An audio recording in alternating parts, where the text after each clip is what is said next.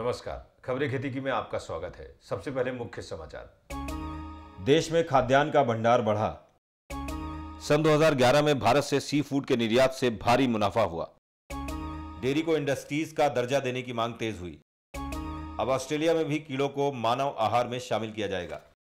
और अब खबरें विस्तार से। एफसीआई यानी भारतीय खाद्य निगम के अनुसार देश में दिसंबर 2011 के शुरू में खाद्यान्न का भंडार 548,20,000 टन पर पहुंच गया था। पिछले वर्ष की समान अवधि से यह अन्न भंडार 60 लाख टन अधिक है। नवंबर 2011 को भारतीय खाद्य निगम के पास खाद्यान्न का कुल भंडार 558,50,000 टन था। 1 दिसंबर 2011 को एफसीआई के गोदामों में गेहूं का भंडार 276,60,000 टन था। पिछले वर्ष की समान अवधि में गेहूं का भंडार सरकार के पास 296,70,000 टन था। इसका मतलब ये कि एक महीने के अंदर इस गेहूं भंडार से राज्यों ने 20,10,000 टन गेहूं मंगा लिया। सरकार की गेहूं की खरीद फिलहाल बंद हो चुकी है और पिछली रबी की फसल से पैदा किया गेहूं जितना खरीदा जा सकता था खरीद लिया गया है। 1 अक्टूबर 2011 से 2 दिसंबर 2011 तक सरकार ने पिछली खरीफ की फसल का 114,10,000 टन धान खरीदा। ये पिछले साल 2010 की समान अवधि में खरीदे गए धान से 3% अधिक है। सरकार ने पिछले सीजन में कुल गेहूं 281 लाख टन तथा धान 341 लाख टन खरीदा। इस प्रकार देश के अन्न भंडार भरे हुए हैं। सन 2011 में भारत से विभिन्न प्रकार के सी फूड के निर्यात से भारी मुनाफा कमाया गया। सन 2011 में सी फूड के निर्यात में मात्रा की दृष्टि से 3% की वृद्धि हुई। डॉलर की मजबूती से अब निर्यातकों को अधिक मुनाफा हो रहा है। सन 2011 में सी फूड की घरेलू खपत और निर्यात को मिलाकर 53,000 करोड़ रुपयों के सी फूड का कारोबार किया गया। Sea food exporters association of India के अनुसार सी फूड का घरेलू और निर्यात बाजार 67,800 करोड़ रुपए तक जा सकता है। भारत से सी फूड के निर्यात को बढ़ाने में टाइगर श्रिम्प की बजाय बेनामी श्रिम्प के अधिक उत्पादन और अधिक निर्यात की प्रमुख भूमिका रही है। भारत से सी फूड के निर्यात में सबसे अधिक मात्रा श्रिम्प यानी झींगों की ही होती है। भारत से श्रिम्पों का सबसे अधिक निर्यात दक्षिण पूर्व एशिया के देशों तथा चीन और जापान को किया जाता है। सन 2011 में मात्रा की दृष्टि से भले ही 3% सी फूड की वृद्धि हुई, लेकिन मूल्य की दृष्टि से 25% की वृद्धि हुई। द्वीपों के निकट के समुद्र तटों पर भी श्रिम्पों का उत्पादन बढ़ाने के प्रयास चल रहे हैं। हालांकि भारत पिछले 10 सालों से दूध के उत्पादन में विश्व में प्रथम स्थान पर है और डेयरी का कारोबार इस समय 5 लाख करोड़ रुपए प्रति वर्ष पर पहुंच गया है। फिर भी अभी डेयरी को भारत में इंडस्ट्री का दर्जा नहीं दिया गया है। सन 2009-2010 में कच्चे तरल दूध की कीमत 18,000 रुपए प्रति टन के हिसाब से 2,16,00,000 करोड़ रुपए के 11 करोड़ 10 लाख टन दूध का उत्पादन किया गया था। यानी गेहूं और चावल दोनों से दूध का उत्पादन अधिक हुआ था। दूध पैदा करने में 7 करोड़ के करीब पशुपालक लगे हुए हैं। इनमें लगभग 3/4 भूमिहीन है या फिर नाम मात्र की जमीन वाले छोटे किसान हैं। पिछले 25 सालों से देश में दूध की पैदावार 4 से 5% प्रति वर्ष की दर से बढ़ रही है, लेकिन खाने पीने की तमाम चीजें पैदा करने वाली डेयरी सेक्टर को फूड प्रोसेसिंग इंडस्ट्री का दर्जा नहीं दिया गया है। उद्योग का दर्जा देने के बाद डेयरी की मशीनों को बाहर से मंगवाने पर सेंट्रल एक्साइज ड्यूटी हटाई जा सकती है। जिन इलाकों में नए डेयरी प्लांट लगाए जाएं वहां उन्हें टैक्स हॉलिडे मिल सकेगी, यानी कुछ सालों तक कोई टैक्स नहीं देना पड़ेगा। इसी प्रकार ऋण आदि की तमाम सुविधाएं डेयरी सेक्टर को अन्य उद्योगों की तरह मिलने लगेंगी। कुछ राज्यों में दूध पर मंडी टैक्स और परचेस टैक्स भी लगा रखा है, जिसे हटाना होगा। भारत के डेयरी उद्योग को इंडस्ट्री का दर्जा मिलने से सबसे अधिक लाभ गरीब भूमिहीन ग्रामीणों को मिलेगा, इसलिए ये मांग तेज की जा रही है।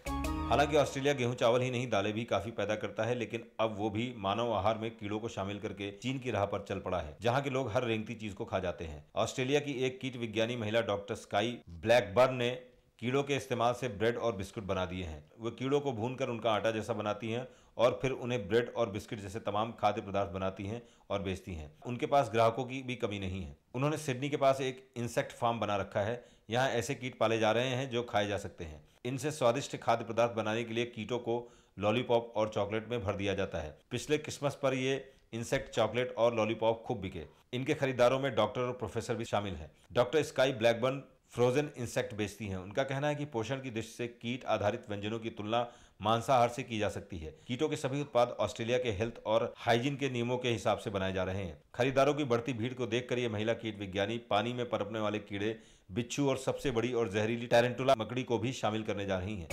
और आइए अब डालते हैं अंडमान निकोबार द्वीप समूह के मौसम पर एक नजर। मौसम विभाग द्वारा मिली जानकारी के अनुसार अंडमान निकोबार द्वीप समूह के अलग अलग भागों में आमतौर पर मौसम के गर्म रहने की संभावना है।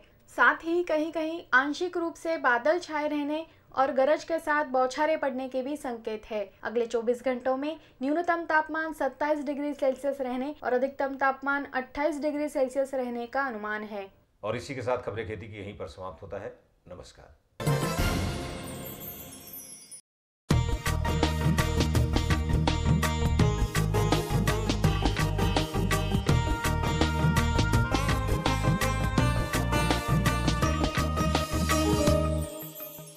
मंडी भाव बुलेटिन में आप सभी का स्वागत है। आइए डालते हैं विभिन्न राज्यों की विभिन्न मंडियों से प्राप्त हुए ताज़ा मंडी भावों पर एक नज़र।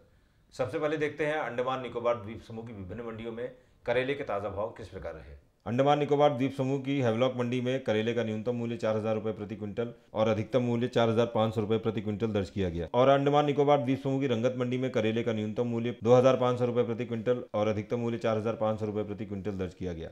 तमिलनाडु की विभिन्न मंडियों में मक्का के ताज़ा भाव इस प्रकार दर्ज किए गए। तमिलनाडु की कोयलापट्टी मंडी में मक्के का न्यूनतम मूल्य 900 रुपये प्रति क्विंटल और अधिकतम मूल्य 1,000 रुपये प्रति क्विंटल दर्ज किया गया। और तमिलनाडु की सालेम मंडी में मक्के का न्यूनतम मूल्य 900 रुपये प्रति क्विंटल और अधिकतम मूल्य 1,000 रुपये प्रति क्विंटल दर्ज किया गया।